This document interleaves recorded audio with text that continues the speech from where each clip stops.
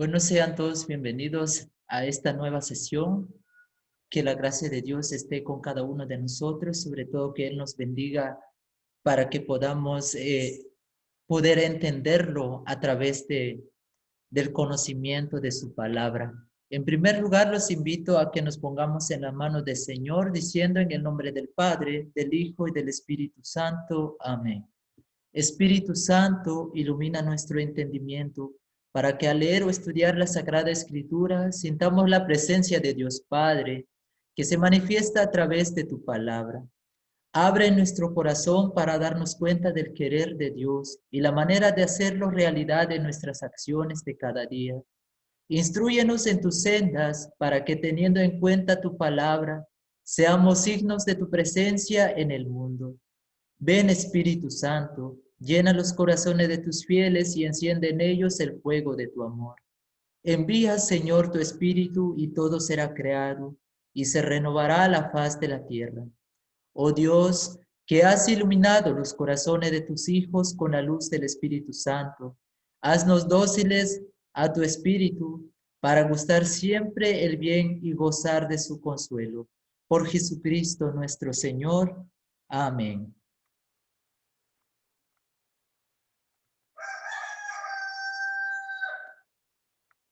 Le vamos a dar seguimiento a nuestra sesión.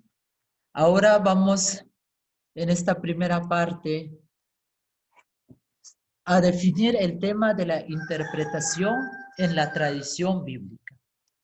Recordemos que el problema de la interpretación bíblica es muy antiguo.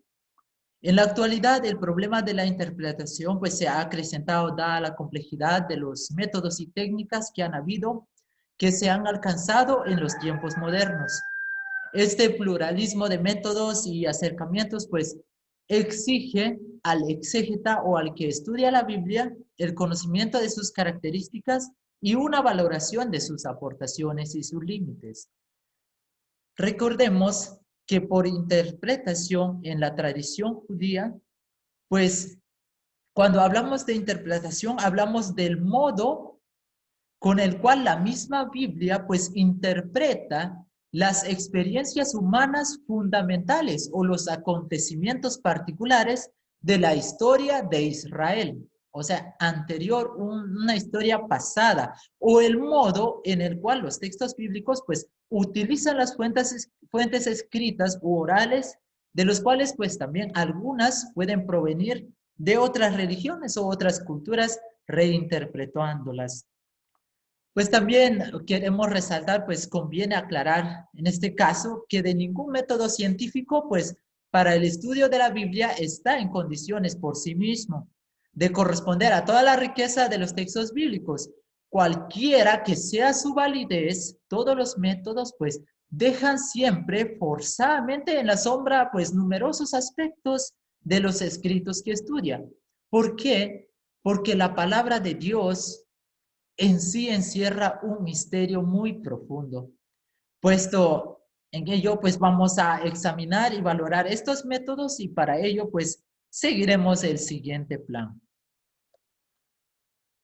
En primer lugar, los métodos y acercamientos para la interpretación de la Biblia que nosotros como católicos consideramos muy importantes, tenemos el método histórico crítico. ¿Qué es el método histórico crítico? Pues es un método muy, pero muy indispensable para el estudio científico del sentido de los textos antiguos. Recordemos que la Sagrada Escritura, en cuanto palabra de Dios en lenguaje humano, y haber sido compuesta por autores humanos, esto es lo que debemos tener presente en todas sus partes y en todas sus fuentes, pues requiere entonces para su adecuada comprensión también la utilización de este método. Dentro de esos métodos, pues surge también los métodos de análisis literario. Aquí se presentan pues algunos métodos de análisis literario que se han desarrollado recientemente.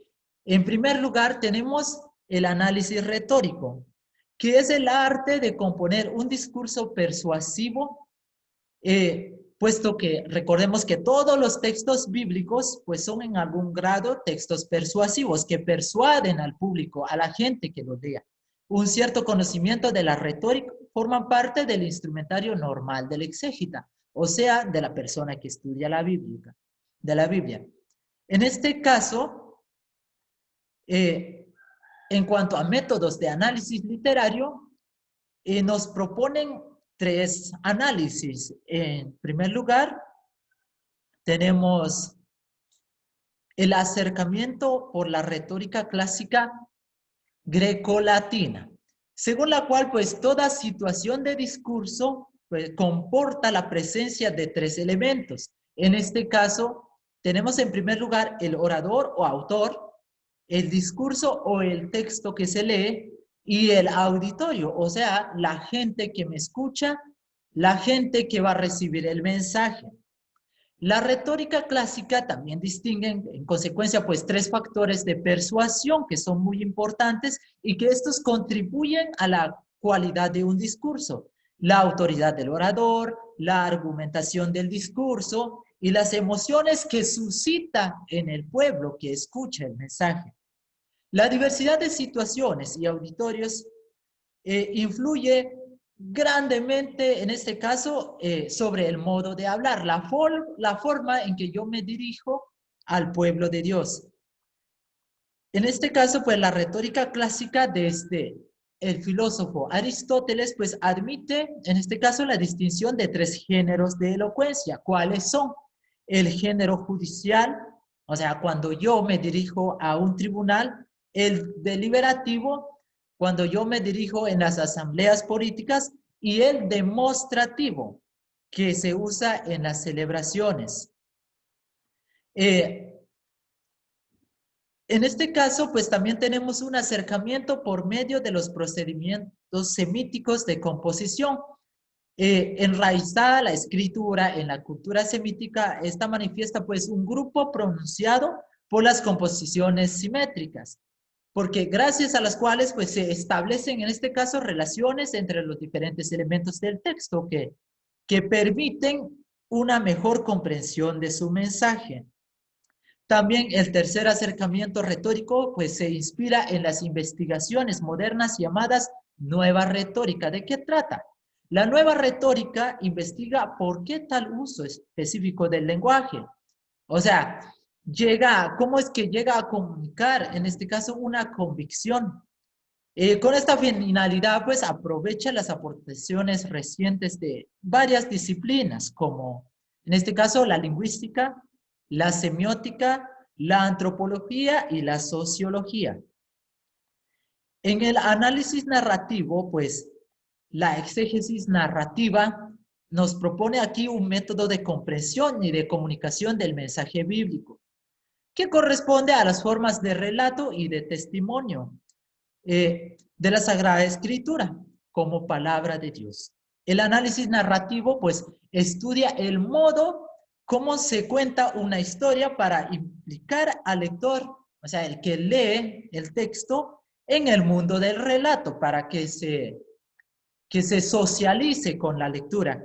Y a este género de estudio, pues, típicamente, pues, muy literario, se asocia directamente con la reflexión teológica, es decir, con las consecuencias que comporta para la adhesión a la fe del cristiano, a la naturaleza del relato y por tanto de testimonio de la Sagrada Escritura.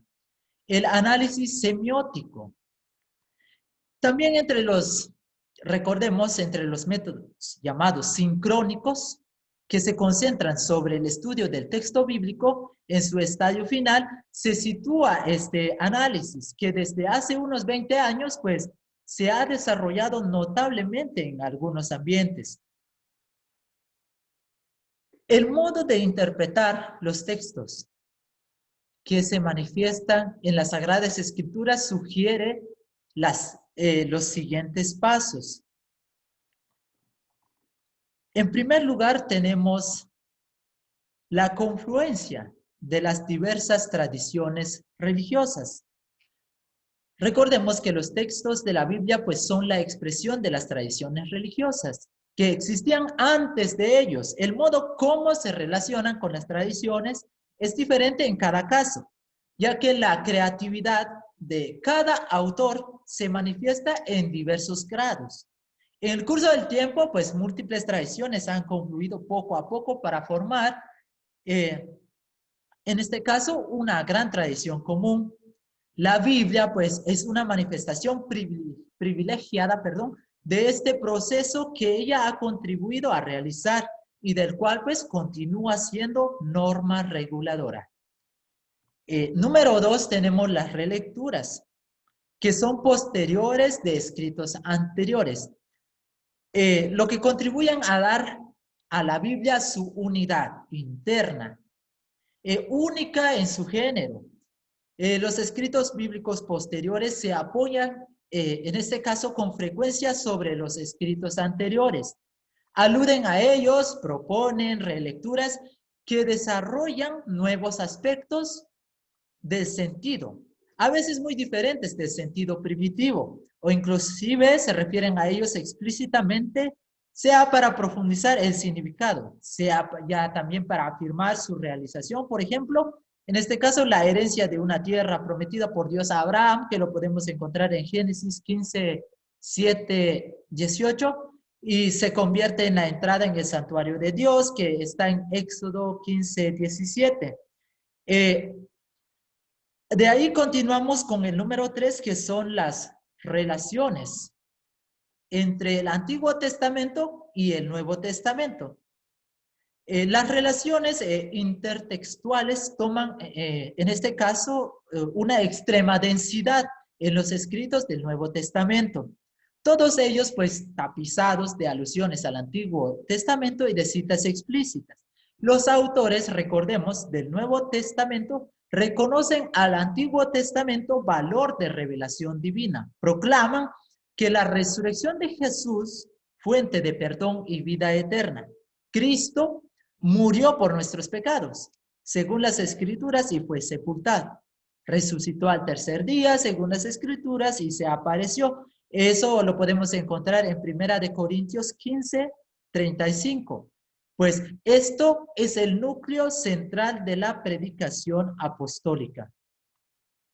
Las yuxtaposiciones de perspectivas diferentes. En el Nuevo Testamento, pues como ya en el Antiguo Testamento, se observa la yuxtaposición de perspectivas diferentes, a veces en tensión unas con otras. Por ejemplo, ahora vamos a dar un ejemplo sobre la situación de Jesús, que lo podemos encontrar en Juan 8, 29, sobre el valor de la ley mosaica, que está en Mateo 5, 17 al 19, o sobre la necesidad de las obras para la justificación, que podemos encontrar en el libro de Santiago, capítulo 2, versículo 24.